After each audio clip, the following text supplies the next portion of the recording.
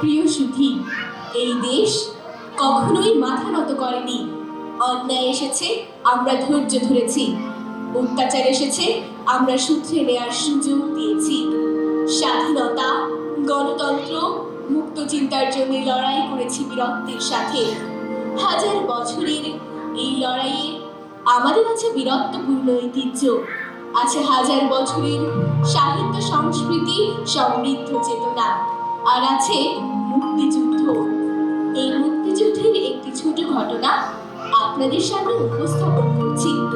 পরিবেশন করছি মুক্তিযুদ্ধের ঘটনার শ্রুতি নাটক বাদুড়েরা ফিরে আসে। বাদুড়েরা ফিরে আসে। রচনা সাইফুল আলম নান্টু, প্রযোজনা চন্দ্রবিন্দু শিশু মনন বিকাশ কেন্দ্র।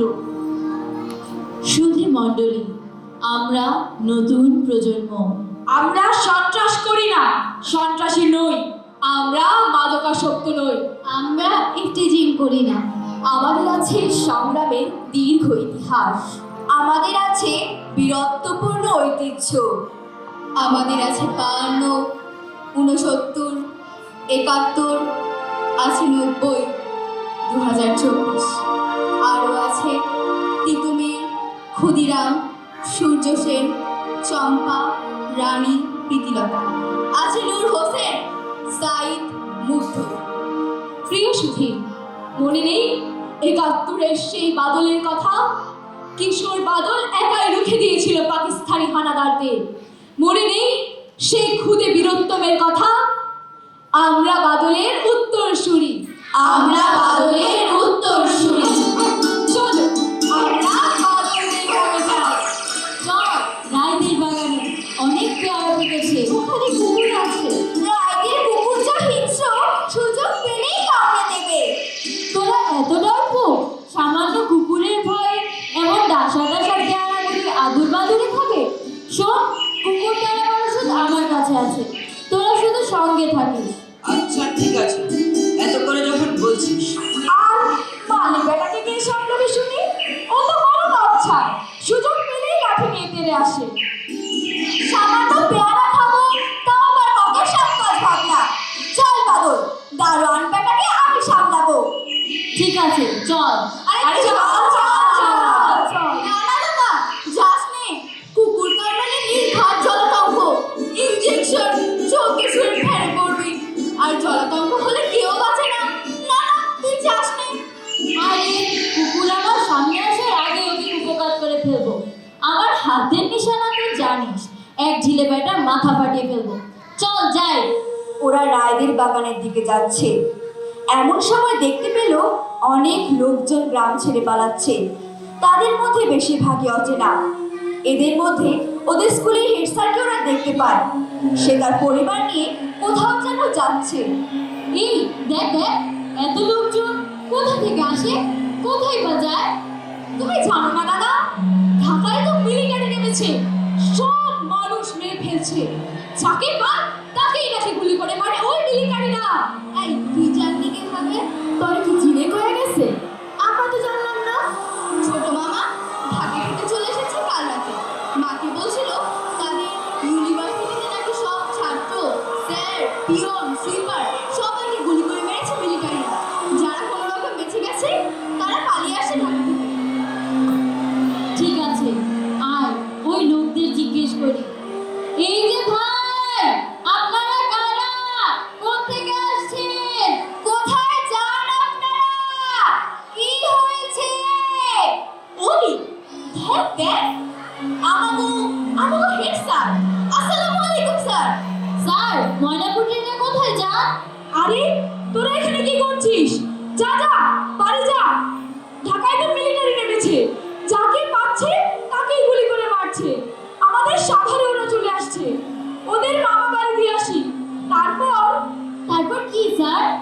আমাদের বড়দের ওরা গুলি করে মারবে, শিশুদের বেয়োনেট দিয়ে খুঁচিয়ে খুঁচিয়ে মারবে।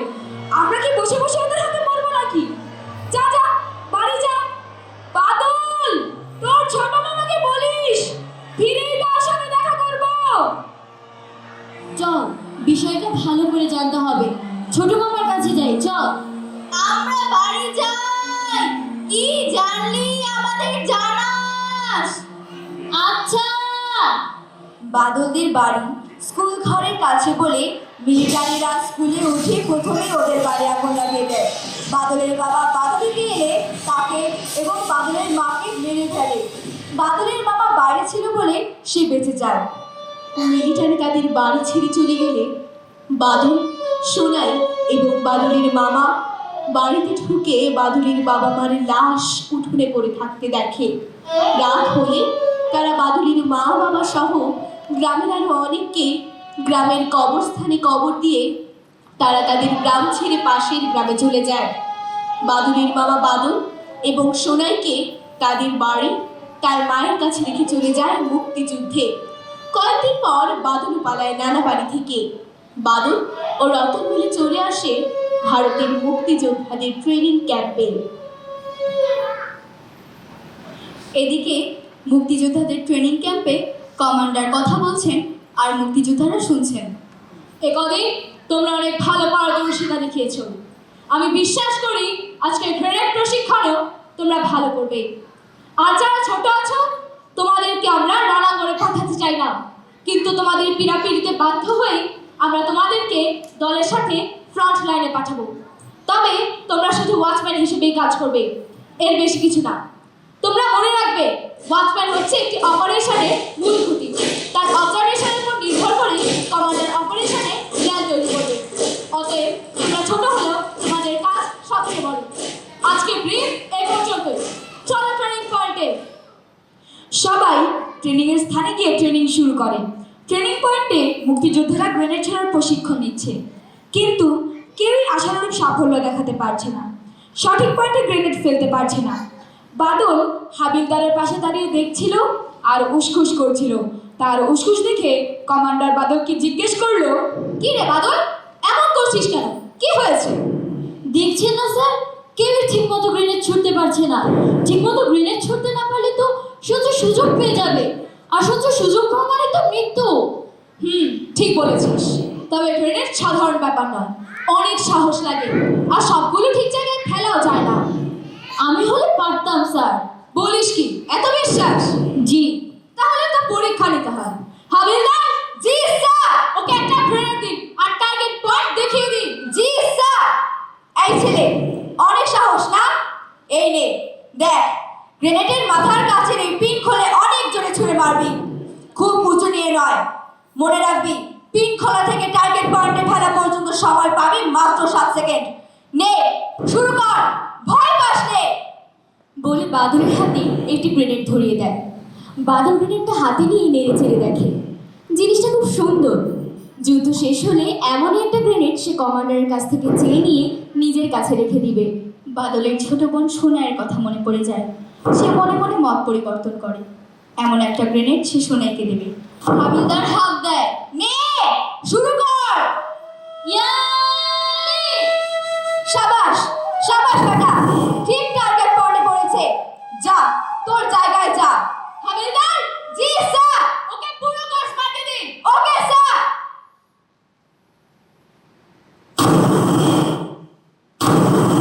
স্যার, এই ছেলে সবগুলো গ্রেনেড টার্গেট পয়েন্টে ফেলেছে। খুব ভালোই। বাদল, তুমি আমাদের পরের দলের সাথে যশোর বর্ডার দিয়ে বাংলাদেশে ঢুকবে। কি জয় করতে পারবে না নিজেদের পতাকা, নিজেদের দেশ? ইনশাআল্লাহ। জয় বাংলা। ভারত থেকে ট্রেনিং শেষ করে বাদলের দল তার ছোট মামার নেতৃত্বে একটি মুক্তিযোদ্ধাদের দল নিয়ে বাংলাদেশে প্রবেশ করে এবং সফলতার সাথে গেরিলা যুদ্ধ শুরু করে। ট্রেনিং শেষ করে আসার পর আমরা 15টা অপারেশন শেষ করেছি। এর মধ্যে বড় অপারেশন ছিল 2টি এবং আমাদের একজন বন্ধুর সহযোগিতাকে আমরা হারিয়েছি। আমাদের ওয়াচম্যান বাদল ও রতন খুব ভালো তথ্য সংগ্রহ করেছে বলে আমরা আগের সবগুলো অপারেশনে জয়ী হয়েছি। আজকে যে অপারেশনে যাব তার তথ্যও চমৎকার। সবাই খেয়াল করো, হানাদার পাক বাহিনীর 2টি দল। আমরা প্রথম দলটিকে খতম করব। দ্বিতীয় দল আসার আগে আমরা ওই জায়গা থেকে অনেক দূরে এসে মিলিটারির জন্য অপেক্ষা করব। ওয়াচম্যান 2জন আমাদের অপারেশনের দ্বিতীয় ঘাটিতে গোলা বারুদ নিয়ে অপেক্ষা করবে। সবাই প্রস্তুত? প্রস্তুত। জয় বাংলা। জয় বাংলা। শেষ করে বাদলের কমান্ডার তার দল নিয়ে যুদ্ধের জন্য এগিয়ে যায়। যুদ্ধ শুরু হয়, তুমুল যুদ্ধ চলছে, তুমুল যুদ্ধ, তুমুল যুদ্ধ। যুদ্ধের কিছুক্ষণের মধ্যে বাদল দেখে রতন ছুটে আসছে। সে যুদ্ধের অবস্থা দেখতে এগিয়ে গিয়েছিল। বাদল, যুদ্ধের অবস্থা ভালো না। কেন? প্ল্যান মতো সারাশি আক্রমণে তো বাঘবাহিনী খতম হয়ে যাওয়ার কথা। আক্রমণ সেই মতো হয়েছিল, কিন্তু ওরা সংখ্যায় অনেক বেশি আর অস্ত্রও খুব ভারী ভারী। আর বড় ভয়, ওদের দ্বিতীয় দলটা এরই মধ্যে কাছাকাছি চলে এসেছে। তাহলে তো ভয়ের কথা। ওই দেখ, আমাদের বাহিনী পিছু হতে শুরু করেছে। ওদের কামান ট্যাঙ্ক কামানগুলো ধ্বংস করতে পারলে হয়তো আমাদের ক্ষয়ক্ষতি কম হতো। আমার মনে হয় আমাদের দ্বিতীয় খণ্ডের গোলা বারুদ আরো পেছনে নেওয়া উচিত। তোমরা পেছনে চলে যাও। ওই তো কমান্ডার তাই বলছে। চল, নে, গুলির বাক্সটা ধর। আমাদের পেছনে হতে বাধ্য হতে হলো। মনে হয় 6-7 জন সহযোদ্ধা মারা গেছে। অনেক গোলা বিরুদ্ধ ফেলে আসতে হয়েছে। বিশেষ করে গ্রেনেডের বাক্সগুলো। বলেন কি ভাই? আচ্ছা, আপনারা এই গোলা বারুদগুলো নিয়ে যান, আমি একদম গ্রেনেডের বাক্সটা নিয়ে আসি। চাষ নেই, মনে হয় এতক্ষণে ওরা চলে এসেছে। আমি চোখের পলকে যাবো আর আসবো। বাদল তাদের কোনো কথা না শুনে দৌড় দিল যুদ্ধ পয়েন্টের দিকে। সেখানে গিয়ে দেখে পাকিস্তানি বাহিনী প্রায় কাছে চলে এসেছে। পাকিস্তানি হানাদার বাহিনী বৃষ্টির মতো গুলি বর্ষণ ও ট্যাঙ্কের সেলিংয়ের মধ্যে বাদল তাদের দিকে এগিয়ে যায়। দেখে পাকিস্তানি বাহিনী একেবারে কাছে চলে এসেছে। সে তার সিদ্ধান্ত পরিবর্তন করে। হায় হায়, বাঘবাহিনী দেখে একেবারে কাছে চলে এসেছে। গ্রেনেড দিয়ে ভিড়তে গেলে তো নির্ঘাত মারা পড়বো। যা হয় কপালে, বলতে হয় 10টা ঘাট শুনে নিয়ে মরবো। জয় বাংলা! এই স্লোগান দিয়ে বাদল গ্রেনেডের বাক্স খুলে একের পর এক গ্রেনেড ছুটতে থাকে শত্রুদের ট্যাঙ্ক কামান সাজোয়া গাড়ির দিকে এবং প্রত্যেকটি গ্রেনেড টার্গেট পয়েন্টে গিয়ে পড়ে। একের পর এক ট্যাঙ্ক কামান ধ্বংস হতে থাকে। ক্ষতবিক্ষত হতে থাকে পাকিস্তানি হানাদার বাহিনীর সৈনিকেরা। এদিকে মুক্তিযোদ্ধাদের কমান্ডার দেখেন পাকিস্তানি হানাদার বাহিনী বৃষ্টির মতো গুলি ও ট্যাঙ্কিং সেলিংয়ের মধ্যে কে যেন পাকিস্তানি হানাদারদের দিকে গ্রেনেড চার্জ করছে। এ যে আত্মহত্যার ছবি, নিশ্চিত মৃত্যু। কি ব্যাপার? ফ্রন্টে কে? কই? কোথায়? ওই যে গ্রেনেড চার্জ করছে। স্যার দেখেন, দেখেন, একটা ট্যাঙ্ক শেষ। ভাই, ওদের কামানগুলো তো দেখছি না। দেখো, দেখো, ওদের মর্টারগুলো শেষ। কে এই বীর যোদ্ধা? আমাদের কে? মনে হয় আমাদের বাদল। স্যার, ও তো গ্রেনেডের বাক্সটা আনতে গিয়েছিল। ওই গ্রেনেড চার্জ করছে। আর তো পেছনে যাওয়া যায় না। যুদ্ধ এখন আমাদের হাতে। বন্ধুরা সবাই প্রস্তুত হও, আক্রমণ করো। এই সময় সামনে আগাও। চার্জ! চার্জ! মুক্তিযোদ্ধারা সামনে আর অসংখ্য গুলির মধ্যে মাঝে গ্রেনেড ছুটতে থাকে। সব কটা চলতে দিয়েছি।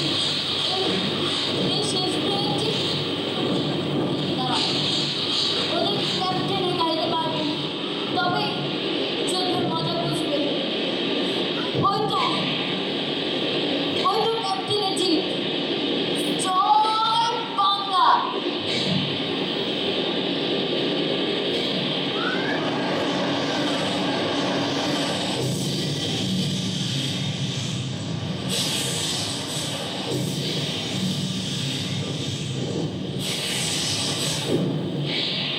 ওরা পালাচ্ছে, ওরা পিছু হচ্ছে। আগাও, আগাও, আক্রমণ করো। ভাই ভাই, ওদের প্রায় সকলেই মারা পড়েছে। পাকিস্তানি সৈন্যদের লাশের পর লাশ দেখা যাচ্ছে।